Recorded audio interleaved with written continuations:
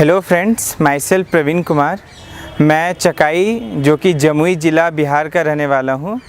मेरे फैमिली में मेरे पिताजी का मेडिकल शॉप है और मेरी माताजी हाउस मेकर हैं। इसके अलावा मेरे बड़े भैया और छोटी बहन है।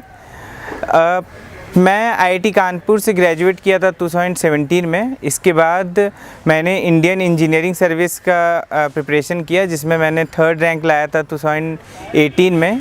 इसके बाद मैं सिविल सर्विस का प्रिपरेशन किया और ये मेरी तीसरी अटेम्प्ट में 7th rank all India rank आई है इस year.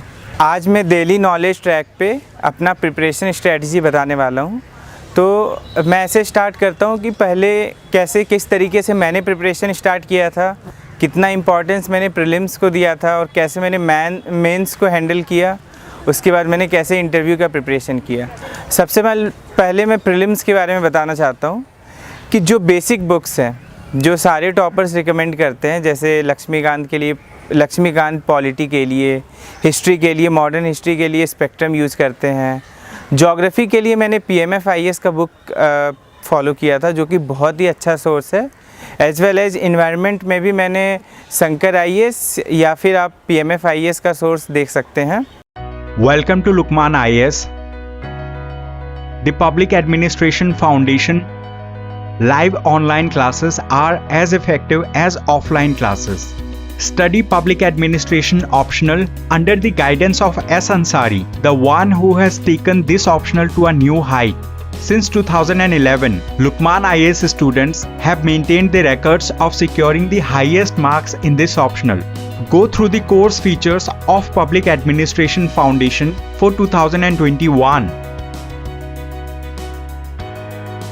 Live classes are similar to offline classes in terms of the concept building, the interaction and addressing of students' queries, and the dictation of notes. There will be elaborate discussions on concepts, theories, and principles, linking them with contemporary and current developments. In the live classes, notes are properly dictated the way it is done in offline classes. In fact, it is one USP of S. Ansari sir's classes. Optional is like a religion. You have to study it with a discipline and dedication under a guru. Most students get good ranks due to ethics, essay, and optional, for which one does not have a better choice than Lukman IAS. So, contact us today for more information. PMF IAS का source देख सकते हैं। तो कहने का अर्थ कि basic books आप हर एक सब्जेक्ट में अच्छे से चूज कीजिए कि कौन सा सब्जेक्ट आपको सूटेबल लगता है, कौन सा बुक आपको सूटेबल लगता है। उसके अकॉर्डिंग आप उस बुक को बहुत अच्छे से प्रिपेयर कीजिए, इस तरीके से याद कीजिए और स्पेशली प्रीवियस ईयर क्वेश्चंस को देखते हुए कि UPSC की डिमांड को फुलफ़िल किया जाए उस बुक के थ्रू। और एक ही बुक को पढ़िए, बार बार पढ़िए। तो प्रीलिम्स में मेरा स्ट्रैटेजी 3 टाइप से था। पहला स्टैटिक बुक को कंप्लीट करना, दूसरा करंट अफेयर और तीसरा टेस्ट सीरीज़। तो स्टैटिक बुक के लिए अगेन जो आप चूज करते हो हर एक सब्जेक्ट के लिए, उसको आप अच्छे से प्रिपेयर करो। करंट अफेयर के लिए मैं डेली न्यूज़पेपर पढ़ता था, द हिंदू न्यूज़पेपर। इसके अलावा कोई भी कोचिंग का जो 365 प्रीलिम्स के लिए आता है उसको आप फॉलो कर सकते हैं। मेरा स्ट्रैटेजी वही था। आपको जैसा सूटेबल लगे, यदि आप मंथली मैगजीन करना चाहते हैं मंथली मैगजीन कीजिए। पॉइंट ये है कि जो भी आप करते हैं लिमिटेड रखिए और उसको जितना ज़्यादा रिवाइज़ कर सकते हैं कि आपको प्रॉपर जो भी यूज़ कर रहे हैं उसे आप अच्छे से याद कर सकें और उसको कंप्लीट मैनेज कर सकें एग्ज़ाम के तौर पे। मेरा फोकस रहता था कि स्टैटिक बुक को एटलीस्ट मैं 3 से 4 बार रिवाइज़ करूं और जो मेरा प्रीलिम्स का करंट अफेयर का बुकलेट है उसको एटलीस्ट मैं 2 से 3 बार रिवाइज़ करूं। और थर्ड पॉइंट पे आते हैं टेस्ट सीरीज़। टेस्ट सीरीज़ सबसे ज़्यादा इम्पॉर्टेंट है कि आप UPSC के प्रीलिम्स के प्रीवियस ईयर पेपर लगाइए। 2011 से लेकर 2020 तक के पेपर को आप अच्छे से लगाइए। इसके अलावा बहुत सारे कोचिंग टेस्ट सीरीज़ निकालते हैं, आपको जो भी अच्छा लगता है। बट मेरा स्ट्रेटजी ये था कि हर एक कोचिंग का कुछ 2-2 टेस्ट कर लिया जाए ताकि एक ब्रॉड आइडिया लग जाए, जैसे UPSC बनाती है। क्योंकि कोचिंग वाले अच्छे से यूपीएससी जिस टाइप से क्वेश्चन हर एक साल पूछती है उस टाइप से बनाना मुश्किल होता है, लेकिन आप डिफरेंट कोचिंग का टेस्ट सीरीज़ करते हैं, देन यू कैन इंश्योर कि आप यूपीएससी का एग्ज़ाम रिक्वायरमेंट का सिमुलेशन कर पाए हैं। तो ये 3 फोकस रहना चाहिए प्रीलिम्स का। यदि इस चीज़ को आप अच्छे से करते हैं तो आई कैन थिंक कि आप प्रीलिम्स क्वालिफाई कर सकते हैं इजीली। अब हम लोग मेंस के बारे में बात करेंगे। मेंस के लिए फ़र्स्ट ईयर में जब फर्स्ट टाइम मतलब 2019 में मैंने मेंस दिया था, उसमें मेरे जीएस में बहुत अच्छे मार्क्स, इनफैक्ट बहुत कम मार्क्स आए थे, एवरेज से काफ़ी कम मार्क्स आए थे। तो मैंने ये रियलाइज़ किया कि सबसे इम्पॉर्टेंट है कि हर एक टॉपिक का जो भी सिलेबस में दे रखा है उसके लिए आपके पास नोट्स अवेलेबल होना चाहिए, जिसको आप बार बार रिवाइज़ कर सकें और अच्छे से याद कर सकें, ताकि आप एग्ज़ाम में आपके जो भी आंसर्स लिखने हैं उसके पॉइंट्स आपके टिप पे हो। तो ये मेरा पूरा स्ट्रैटेजी था कंटेंट तैयार करने का कि हर एक टॉपिक को मैं पकड़ूंगा और उसके related static material, current material, उसको अच्छे से अपने नोट्स बनाऊंगा। तो ये मैंने डॉक में तैयार किया था। फॉर एग्ज़ाम्पल जो first part polity and governance है GS2 में, उसमें बहुत सारे टॉपिक्स हैं, like conflict between centre and various federal units, या फिर वेरियस क्वासी जुडिशियल बॉडीज़। तो हर एक इस सब टॉपिक्स का मैंने स्टैटिक नोट्स बनाया था। वो डिफरेंट कोचिंग के मटेरियल्स आप देख सकते हैं, आपको जो भी सूटेबल लगता है। और उसके बाद एक बार जब आपका कंटेंट स्टैटिक का तैयार हो जाता है, फिर आप करंट अफेयर को लीजिए और उसी सीक्वेंस में, जिस सीक्वेंस में आपने स्टैटिक का नोट्स तैयार कर रखा है, दैट इज़ जो भी सब टॉपिक्स दे रखा है मेंस में, सिलेबस जो यूपीएससी सिलेबस दे रखी है, उसके अकॉर्डिंग आप करंट अफेयर भी तैयार कीजिए। ये मेरा स्ट्रैटेजी था। इसके अलावा एक बार जब मैंने कंटेंट तैयार कर लिया, फिर उसको मैं बहुत बार रिवाइज़ किया। एटलीस्ट मुझे लगता है मैं अपने नोट्स सेकेंड टाइम 6 से 7 टाइम्स रिवाइज़ किया था हर एक नोट्स को। एक तो मेंस का 2 स्ट्रैटेजी है। फर्स्ट थिंग कि आप अपने नोट्स अच्छे तैयार कीजिए। सेकंड थिंग, आप आंसर राइटिंग कैसे करते हैं। बहुत टॉपर्स और बहुत लोगों ने रिकमेंड किया है कि आप डेली आंसर राइटिंग कर सकते हैं, बट ये मैंने कभी नहीं फॉलो किया था। मेरा स्ट्रैटेजी था कि मैं 20 के 20 टेस्ट जाके लिखूँगा, लेकिन जब मैं सेकेंड टाइम मेंस दे रहा था तो मेरा फोकस ये रहता था कि मैं डेली 2 से 3 क्वेश्चंस लिखूँगा, बट वही क्वेश्चंस लिखूँगा जो यूपीएससी में पहले पूछे जा चुके हैं। मैं इधर करंट अफेयर वगैरह से क्वेश्चन नहीं उठाऊँगा, डायरेक्टली जो यूपीएससी पहले क्वेश्चन पूछ रखी है। जैसे जैसे मैंने सिलेबस कंप्लीट किया, जैसे मैंने सोसाइटी का टॉपिक कंप्लीट किया, तो सोसाइटी से रिलेटेड GS1 में जितने क्वेश्चंस आ रखे हैं, मैं डेली 2 से 3 क्वेश्चंस लिखता था। एक ये कर सकते हैं, और प्लस आप टेस्ट सीरीज़ दीजिए। तो 2 पॉइंट है मेंस का। एक ये कि आप अपना कंटेंट बहुत अच्छे से प्रिपेयर कीजिए सिलेबस वाइज, एक सब टॉपिक वाइज। इसके अलावा आप आंसर राइटिंग कीजिए, बोथ यूपीएससी के previous year questions as well as आप कोई भी कोचिंग के टेस्ट सीरीज़ ले सकते हैं, उसके 20 क्वेश्चन विद इन टाइम लिखिए। तो ये मेंस का स्ट्रैटेजी हो गया GS के लिए। ऐसे मेरे को बहुत ज़्यादा ट्रिकी गेम लगता है, क्योंकि मैंने बहुत लोगों को देखा है जो बहुत अच्छा मार्क्स लाए, देन अगेन नेक्स्ट टाइम बहुत कम लेके आए हैं। तो मेरा स्ट्रैटेजी ये था कि 2 पार्ट हैं बेसिकली। एक तो जनरल पार्ट है जिसमें health, education, technology, women empowerment, ये सब से रिलेटेड टॉपिक्स आते हैं, और एक फ़िलोसॉफ़िकल टॉपिक आता है। तो मैं एक फ़िलोसॉफ़िकल टॉपिक से रिलेटेड नोट्स बनाया था, कुछ कोट्स कलेक्ट कर लिए थे, कुछ पोएम्स कलेक्ट कर लिए थे। For example where the mind is without fear, जो रविंद्रनाथ टैगोर का है, वो पोएम ऑलमोस्ट मैं हर एक ऐसे में यूटिलाइज़ कर सकता हूँ, उनके सेंटेंसेस। तो इस टाइप से आप फ़िलोसॉफ़िकल के लिए नोट्स प्रिपेयर कर लीजिए। और जो फर्स्ट पार्ट है, that is health, education, women empowerment, इन सब टॉपिक के लिए आप हर एक टॉपिक में थोड़े कंटेंट प्रिपेयर कीजिए, और उस कंटेंट को अच्छे से आप रिवाइज़ कीजिए। और यूपीएससी के जो प्रीवियस ईयर क्वेश्चंस आ रखे हैं ऐसे के, उसी को आप अच्छे से लिखिए, और लोगों से रिव्यू करवा सकते हैं, कोचिंग इंस्टीट्यूट से रिव्यू करवा सकते हैं, जहाँ से भी आपको लगता है आप रिव्यू करवा सकते हैं। ये मेरा ऐसे का स्ट्रैटेजी था।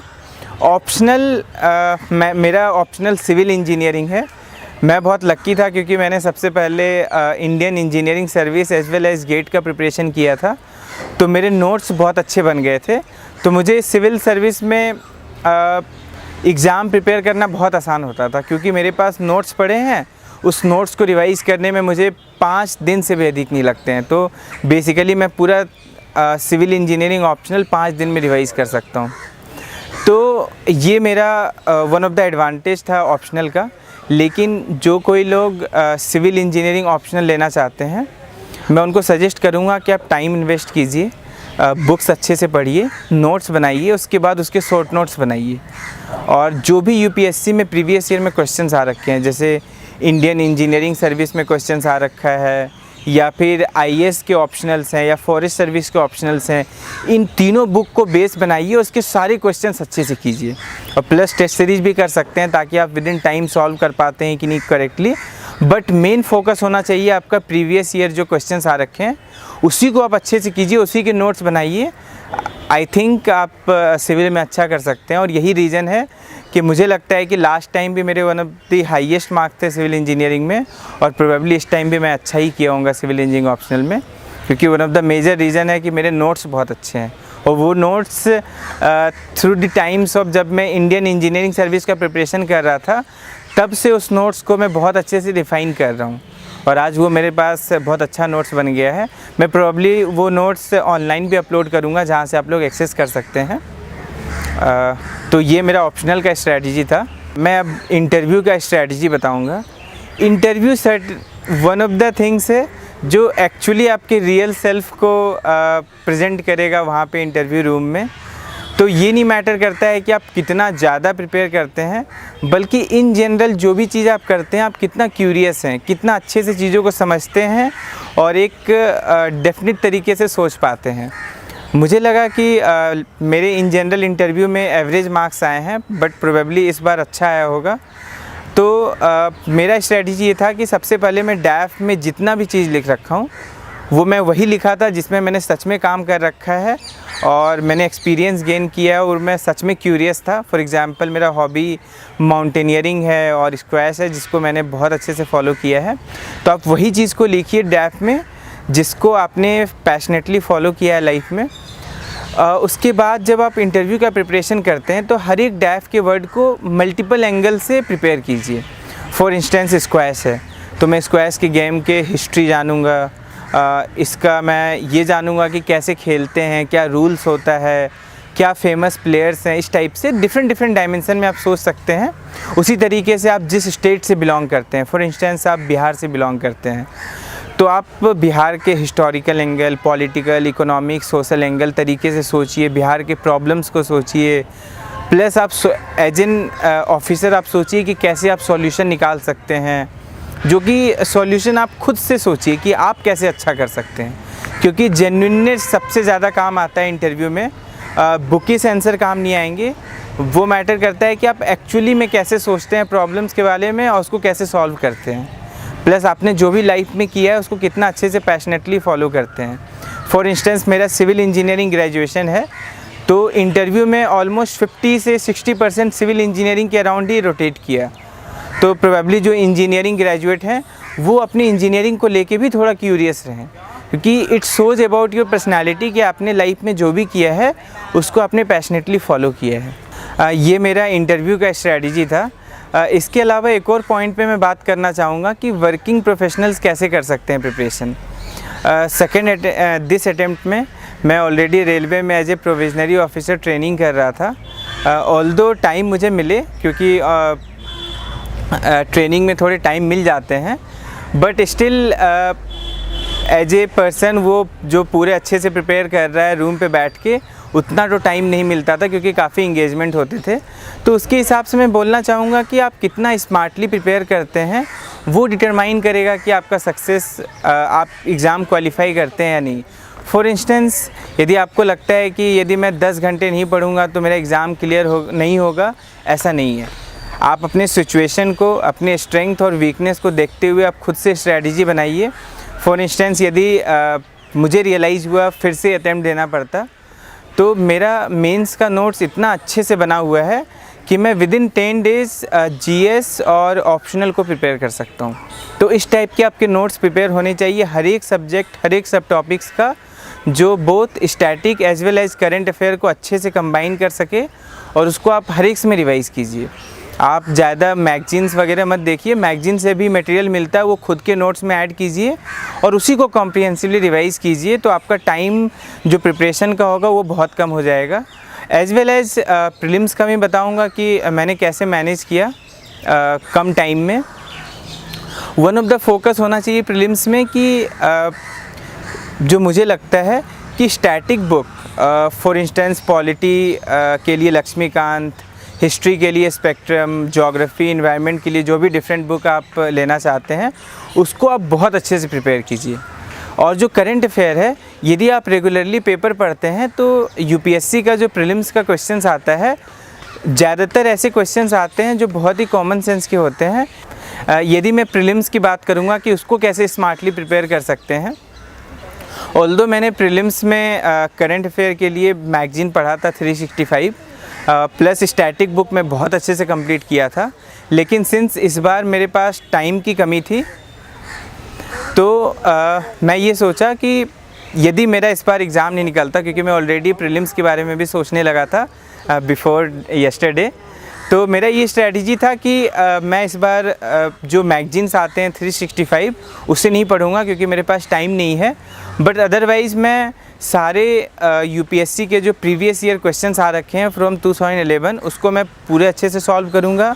स्टैटिक बुक को मैं बहुत अच्छे से कंप्लीट करूंगा। स्टैटिक बुक कंप्लीट करने के बाद यदि मेरे पास टाइम बचता है तो प्रोबेबली इकोनॉमिक्स, टेक्नोलॉजी और इन्वायरमेंट के कुछ करंट अफेयर पढ़ सकता हूँ, बट मेजर फोकस रहेगा कि मैं स्टैटिक बुक बहुत अच्छे से कंप्लीट कर लूँ और प्रीवियस ईयर प्रीलिम्स के अच्छे से क्वेश्चन सॉल्व कर लूँ, और प्लस जो मैंने over the year current affairs पढ़ा है और जो मैंने मेंस के करंट अफेयर बनाए थे उन सबको रिवाइज़ कर लूँ। इतना इनफ होगा मुझे लगता है मेरे प्रीलिम्स निकालने के लिए।